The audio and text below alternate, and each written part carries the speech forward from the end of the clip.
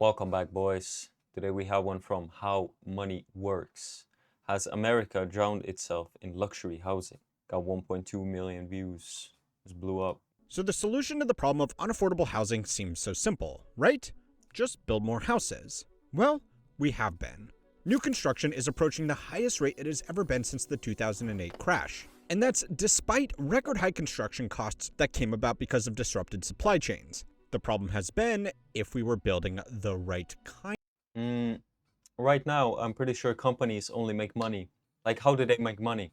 If they build expensive luxury housing. Contractors don't make money making, like, how do you say it, poor people housing. If they get like a rich dude that wants a house and they build a luxury house for them, they make a lot of money. Kind of housing. As costs rose and margin shrank, the only kind of property that remained profitable to build was luxury property. And now we have found ourselves in a strange situation. We might have too many houses. Now, I know what you're thinking. Sounds great, right? Wrong. Despite all of this new development, we are still short about 4 million homes by most estimates. And if developers can't sell the luxury homes they have already built, it's much less likely we will build the other homes we actually need. Landlords could be left holding the bag, and renters, unless something really big happens, could go homeless. These landlords are on the verge of bankruptcy of these apartment buildings behind me and across America. This is what $218 million buys you in Palm Beach, Florida. The luxury rental market is crashing. Half of all renters in the U.S. are paying more in rent than they should. Sold anything that I've had that's worth selling to try to make ends meet. So there's actually a bit more to the numbers of new homes we are building. But what is clear is that in America in particular, we have been building way more apartments. 2 years ago, we actually broke the all-time record for the total number of new apartments built within a year, a record that has been held since the 1970s. That last spike was caused by demand from baby boomers entering the housing market for the first time. They wanted cheaper places closer to city centers instead of the Levittown-style suburbia they were raised in. These new apartments were pretty good. They were mostly well-built with relatively large floor plans that could easily accommodate larger families. This was helped by government-subsidized housing programs that meant developers could always rely on someone to sell or rent to. Largely, though, it was simply supply increasing to meet demand. This building boom eventually collapsed because of the recession of 1973. The oil crisis, the end of Bretton Woods, and new international competition all took turns beating on the US economy, making it more expensive to build for people with less money to buy new apartments.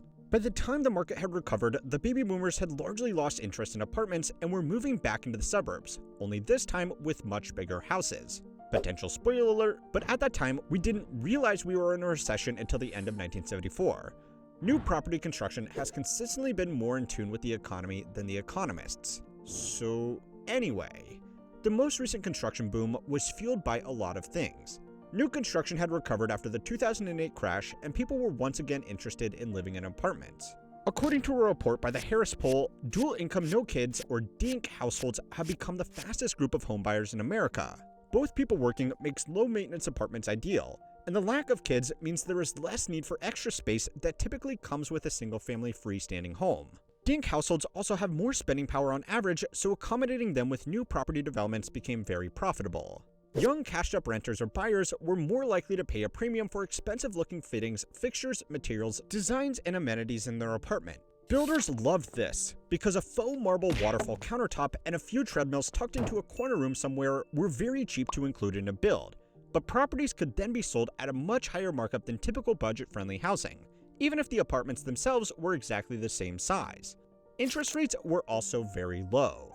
Builders usually take out construction loans to finance the land purchase and the actual building of the structure. Once this is complete, there are various options for developers to get their money back, but the interest rate during construction is extremely important. For a little while, new apartment construction started to stagnate as interest rates were raised around 2016, but then everything changed when the COVID-19 attacked. Immediately following global lockdowns, starting new construction was very difficult, but quickly a few extra factors made apartments a hot commodity. People took remote work opportunities to move to different cities at a record rate. Add in stimulus, low interest rates, booming asset markets, and young adults who didn't feel like being stuck inside with their parents 24 hours a day, and it was the perfect storm for developers to make some money.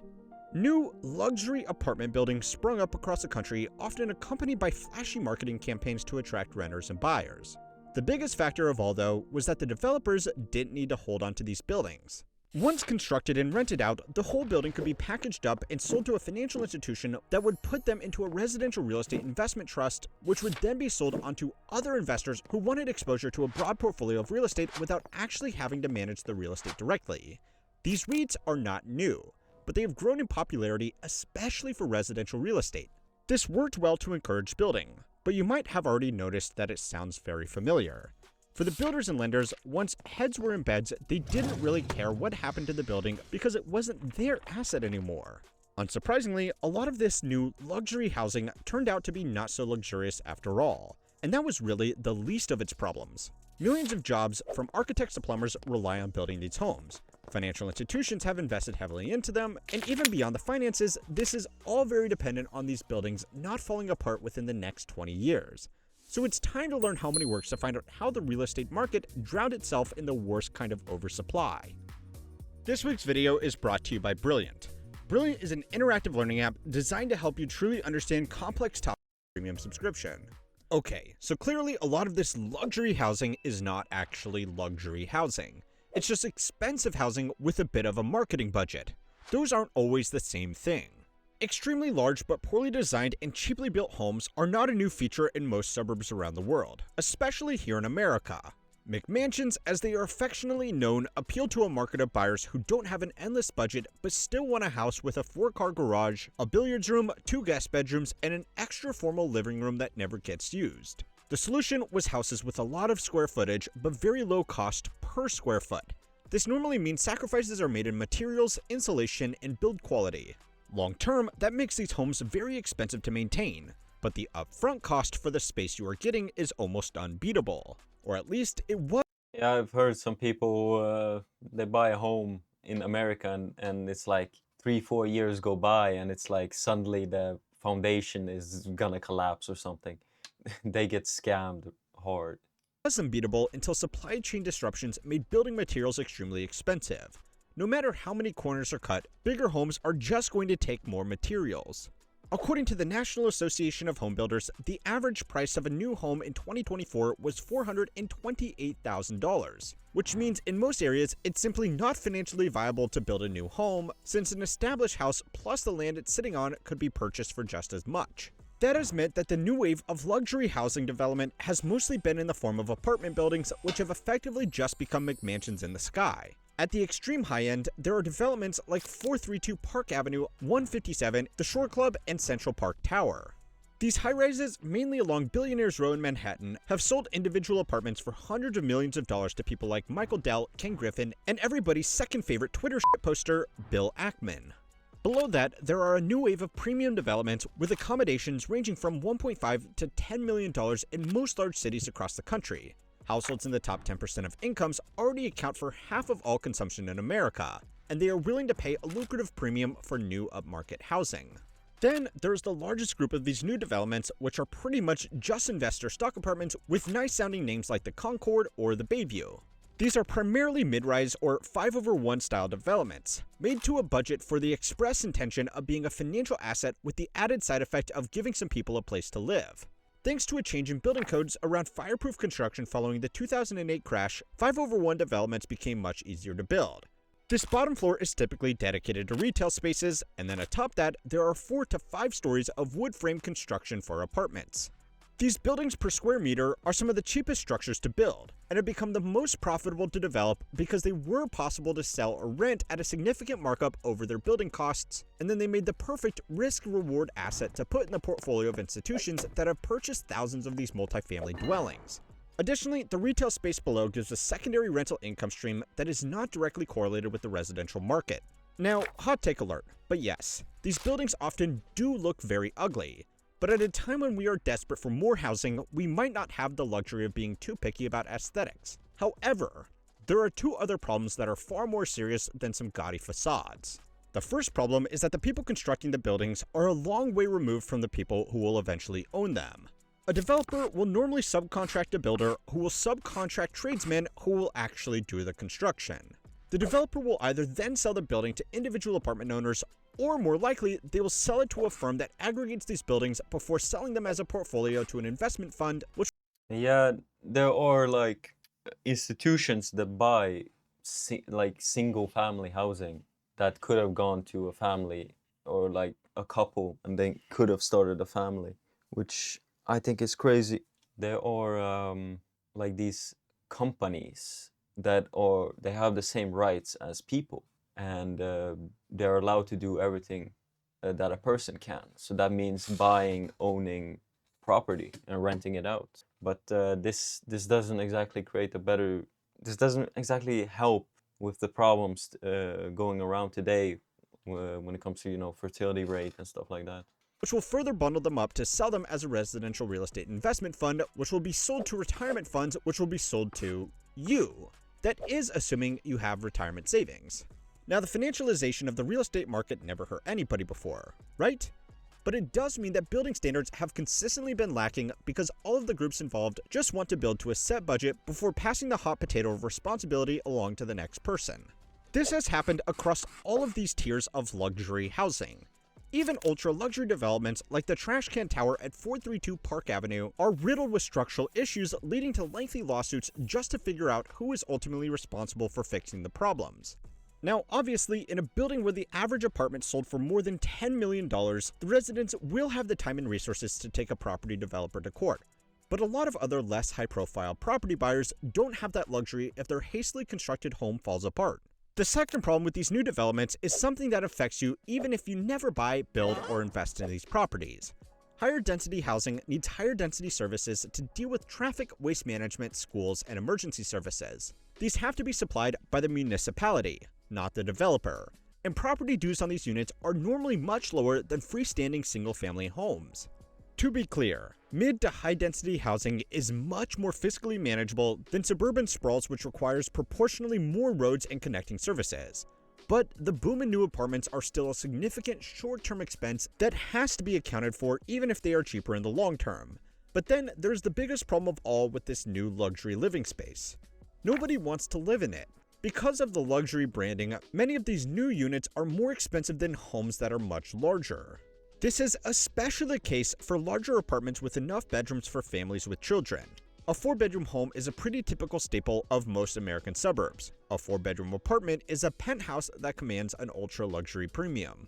If you enjoy a good doom scroll on Zillow, try and find a 4-bedroom apartment in your city or town that costs less than the average 4-bedroom home. As new buildings are finished, they are further saturating a market that has done too much too quickly.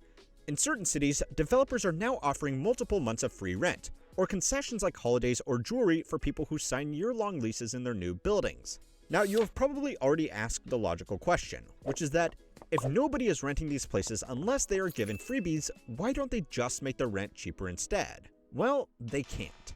Yes, according to some rigorous calculations, $2,000 a month in rent for a year with 3 months free is the same as just charging $1,500 a month.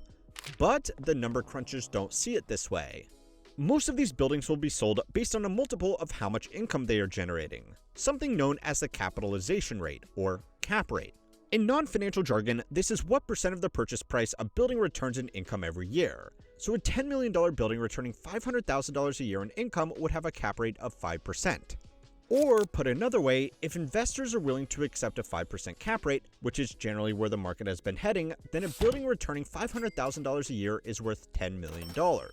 But if those apartments are rented out at a higher base rate and are returning $600,000 a year, then the building is worth an extra $2 million. It looks much better on paper to have an apartment rented out for $2,000 because that can be multiplied by 15 or 25 to give an appropriate sales price.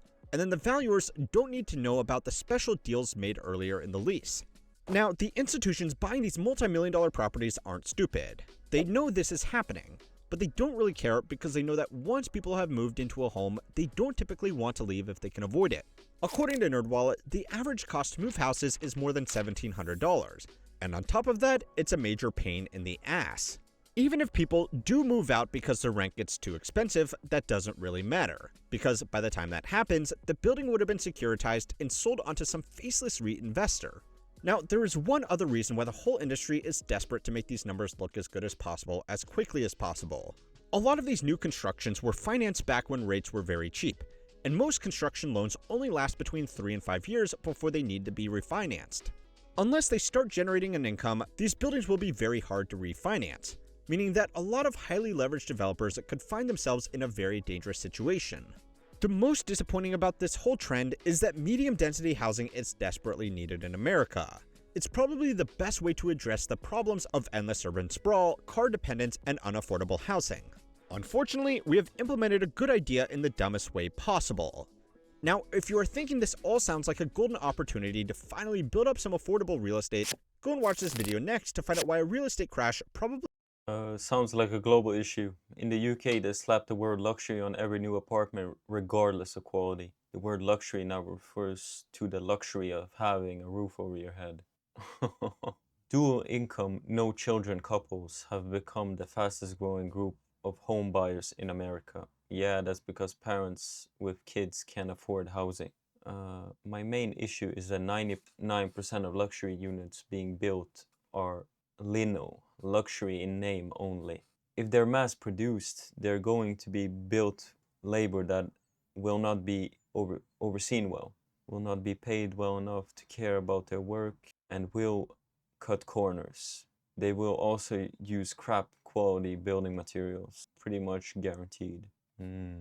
Yeah, I mean, think about it. If you own a company, if you are like the builder, if you want to make money, you have to build these luxury apartments because you'll be crushed if you start making like cheap housing because it doesn't make you money.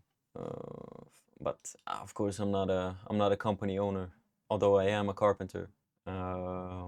Little unsure about the U.S. market, but that's at least what I've been hearing. Anyway, boys, what do you guys think? I appreciate everybody for tuning in. I'll see you boys on the next one. Take care.